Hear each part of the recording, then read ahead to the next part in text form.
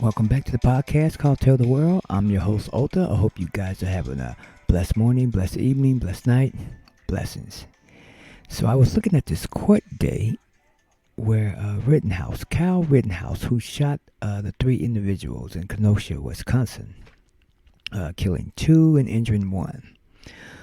This young man was the age of 17, and his claim was that he was defending himself based on he felt threatened that bodily harm was going to be done to him. Now, this young man who was 17 at the time was carrying an AR-15. What the fuck? Dangerous weapon can kill people, many people in seconds.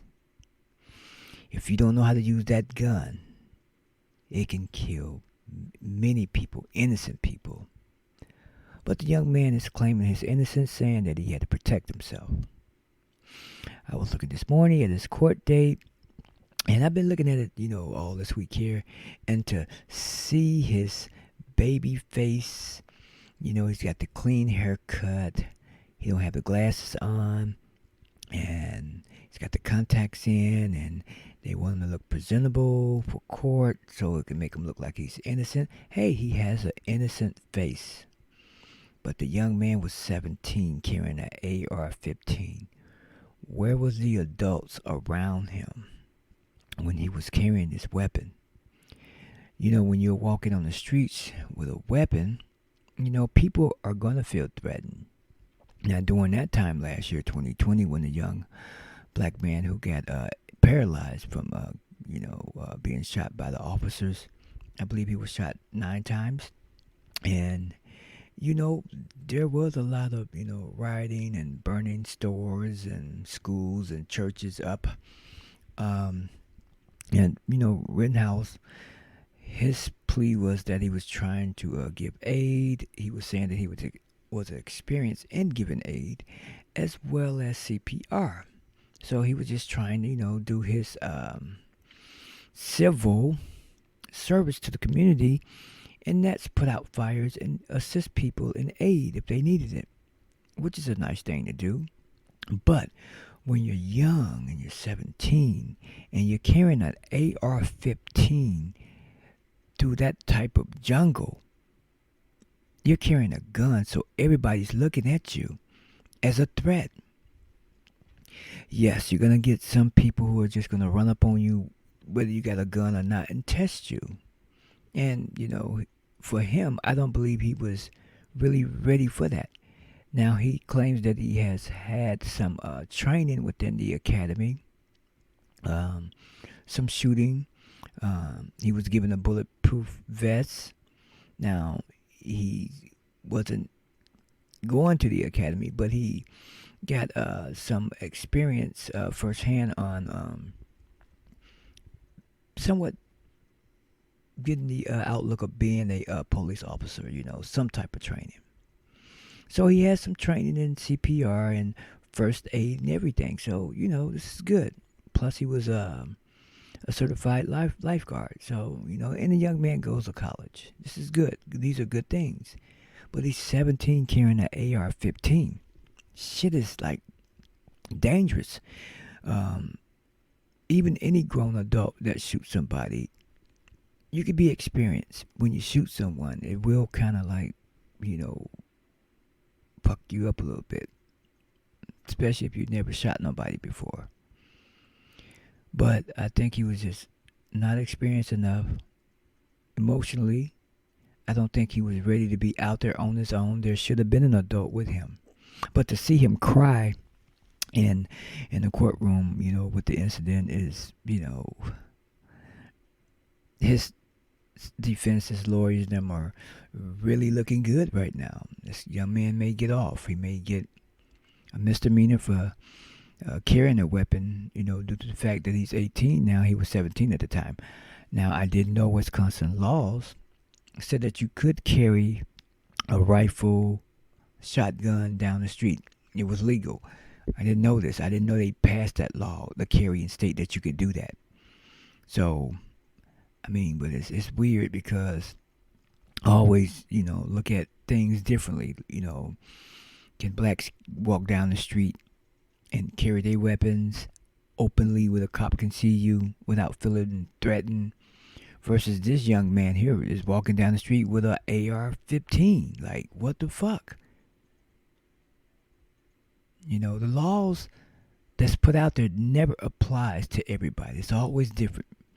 It's always different within colors, different colors, dark colors.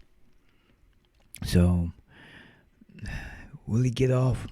We'll just see. Will the jury um, fall for his baby face? And, nobody needs to go to jail, but at the same time, nobody needs to get killed and nobody needs to be hurt. He should have had an adult there with him and not let him go on his own where he could handle the situation a little bit better. Because his claim was that he was being threatened all that night. So he should have told his adult comrades, and they should have assisted him to say, hey, stick with us. We don't want you to get in a position where we know you wouldn't be able to handle it. Like, if you fire that weapon, somebody could get hurt. Either way it goes. Let's get to Travis Scott. What the fuck? Great concert, they said. Great concert. But a stampede is bad. Stampede is bad. He's getting hit with 68 to 100 lawsuits by different lawyers. And, Live Nation, they're going to be sued. But there's a lot of factors in that concert promoting. Like, how did all those people get in there like that? It's not organized. They're saying that it was more than 50,000 people. Just a weird way of promoting. You sold 100,000 tickets, and you got 50,000 people in there. It's like crammed like sardines. Try opening that can. So to see people get injured, people get killed, this shit is serious. Stampede is serious when people are packed like that. I mean, concert promoters supposed to know this for sure. Like, this could actually happen. It's a big risk. Just one person getting hurt is bad. So, I remember, I believe that was 2019 when Nipsey Hussle had passed away. I got caught in a stampede. I was in the third day down there at the Crenshaw District in front of the Marathon store, and the crowd was there in front of the store on the small parking lot, and it was just jam packed. Hundreds of people packed. The whole lot was packed, and everybody from everywhere was there. Everybody, all races was there. And I remember being there. I wasn't in the front and I wasn't in the middle. I was behind the middle. And I remember people having their cell phones and they were giving great speeches and they were giving prayers, on Nipsey's passing. And, everybody was showing, moral support there for each other. And the ladies were giving great speeches. And I remember there was a speech a lady was giving, and she was telling the young black women that if you have a boyfriend, a significant, whoever, and you know that he's in that gang life, to try to talk to him because you're the closest one to him that can convince him that, you don't want nothing to happen to him or her, or you don't want nothing to happen to anybody, because everybody loses. If a gang member kills somebody, he goes to jail, he loses his family as well. But on the other side, somebody loses a loved one that dies within gun violence. And so her speech was constantly about Ladies, talk to your men. And while that speech was going on, all of a sudden, someone yells out, gun. Everybody got their cell phones in the air recording, and you hear the word gun just as clear. Everybody elbow to elbow, legs to legs. From that beginning of that crowd, I saw cell phones drop like a wave towards me as it hits the middle. I'm in the back from that middle. There's nothing that I could do to avoid it. The crowd started pushing and running. It was like an actual domino drop, an effect. And there was no way I could move because I was going to trip and fall. So in my case, by me being lightweight, as that crowd came towards me, as cell phones dropped, I was submerged and lifted and taken away as I dropped my phone. I got pinned against a car where the crowd was jumping over cars. Um, People were all over my shoulders, my face. I was pinned. I could not do nothing. Now, I thought that I was going to die that night because as that crowd was pushing back and I'm pinned against the car, I was left in the middle as everybody spread it out. And I was thinking, oh my God, I'm pinned against the car and I'm in the open. So whoever has a gun is probably right there in the front, aiming and about to point, and I may get hit by a bullet. All of a sudden, somebody yells out, there's no gun. False alert. The most scariest thing I've ever dealt with in my life. When I looked around, there were cell phones, wallets, purses, blood, because some of the ladies, they had lost their flip-flops, their shoes. There was candles everywhere. So candles got knocked down, people feet got cut, blood everywhere. Meanwhile, the Muslims to the right of me, they were still standing there. The cops were still standing there while this crowd was going crazy. If you don't believe me, go on YouTube, put in the Marathon store, and just put crowd outburst probably, and you'll probably see what I'm talking about. Just look from the beginning, look in the middle, look to the back. It got bad. I saw so much blood. I saw broke glass. People were hurt. People were injured. I didn't think I was going to find my phone that night, but I finally found it. It was up under a car.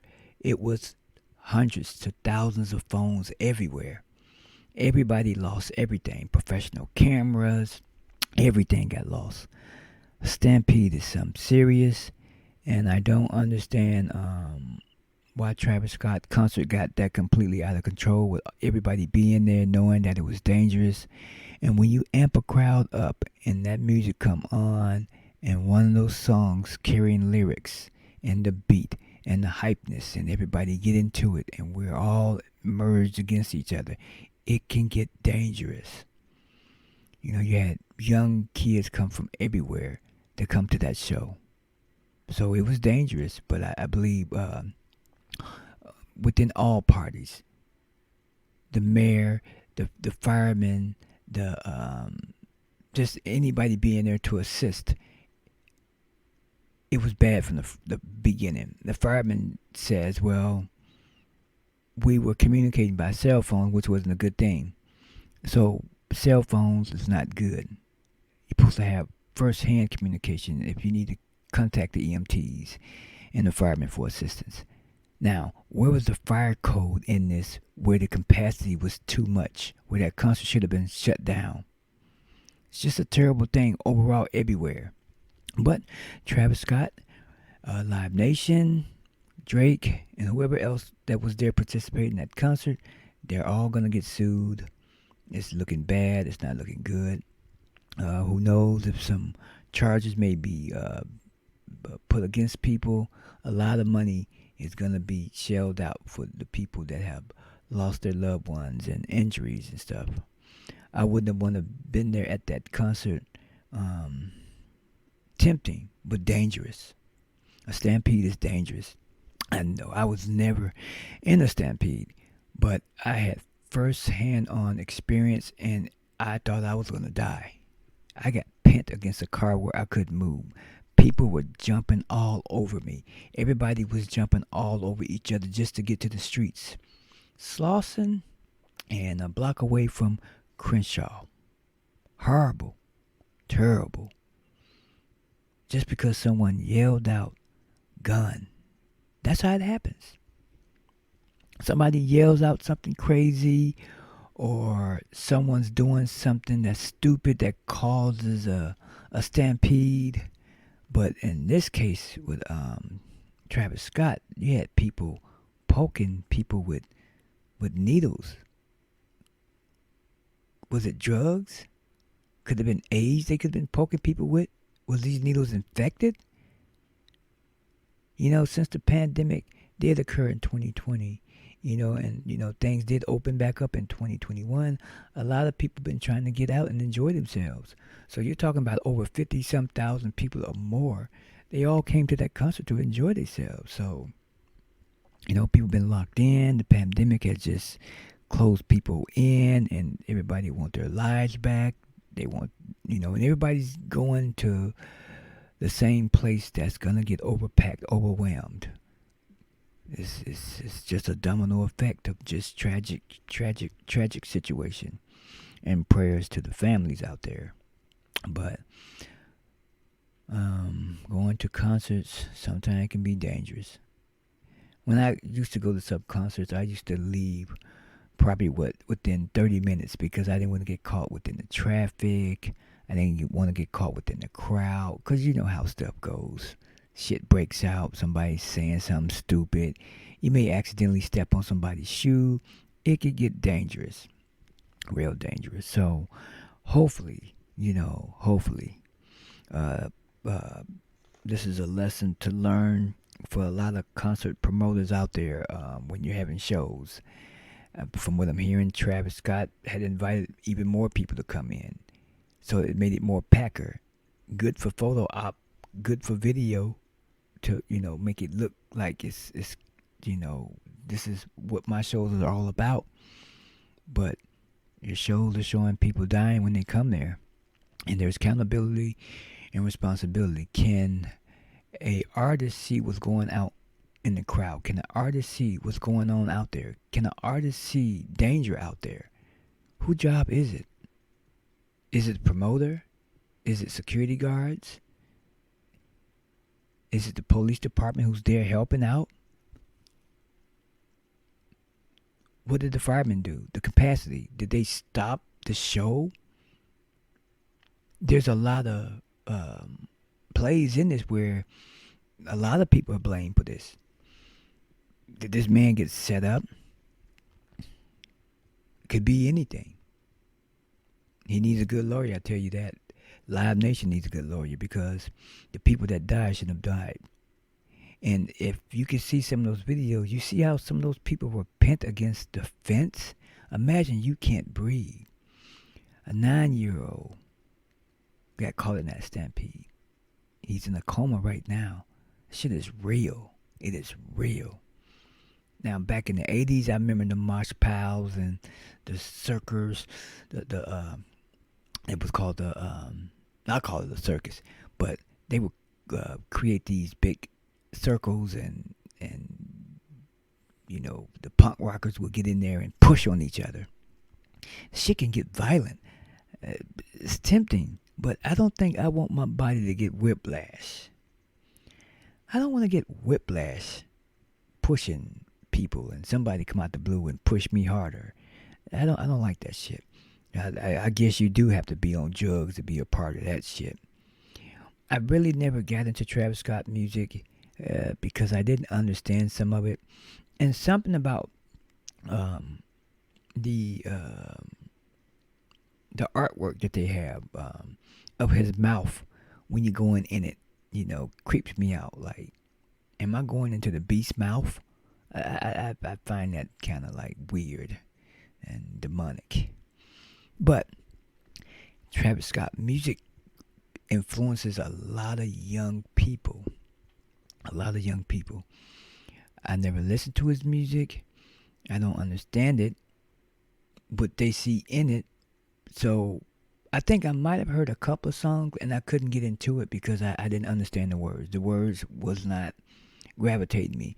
So when you're dealing with young kids, teenagers, they can gravitate, they can relate to that music. It's just a different generation. I'm not going to knock it. But for this generation, the music or the frequency of the music that they're listening to is killing them fast. Fast. Dangerous. Soul taker music. I don't know how old Travis Scott is, but I wouldn't want none of my kids going to his concert. I probably couldn't tell them not to listen to it because they're gonna hear the music regardless. But a lot of people don't have to die. A lot of people don't have to get injured. A lot of people are gonna be accountability, and there's gonna be some big loss of responsibility of these people getting hurt and injured and dying because of a concert that was just, the capacity was just way too overloaded. I've never seen a concert like that. I mean, was it Woodstock? Yeah, Woodstock was crowded, but I don't know. People was on LSD, so maybe it just chilled them out. But you never know what happened in that crowd that caused people to act up. Like, did somebody yell gun? What startled that crowd to running is what I would want to know. What started them to get amped up to run in fear, where everybody was falling and stepping on each other. We're living in different times, and we gotta, be smarter about things, and where we go, and if it's okay to send our kids there. We want them to have a good time, nice time, and enjoy, their favorite artists. But I think their lives is worth more than going to a show. $400 for a ticket to Travis Scott concerts. God damn, Jesus Christ. Maybe I'll listen to some of his music. I'll go listen to an album or something and see what this is all about. It's weird, very weird. But that's the new generation music, so I'm not gonna knock them. Well, guys, that's gonna conclude this podcast. I thought I would get on and discuss a few things and see how everybody's doing out there. And as usually, if you like the podcast, just like and hit subscribe button and follow me. My podcast is also shared on all platforms: Google Podcasts, Apple Podcasts, many other platforms. I'm there. Type in "Tell the World." Tell a friend. You guys have a blessed day and blessed evening, or have a good night. That concludes Tell the World.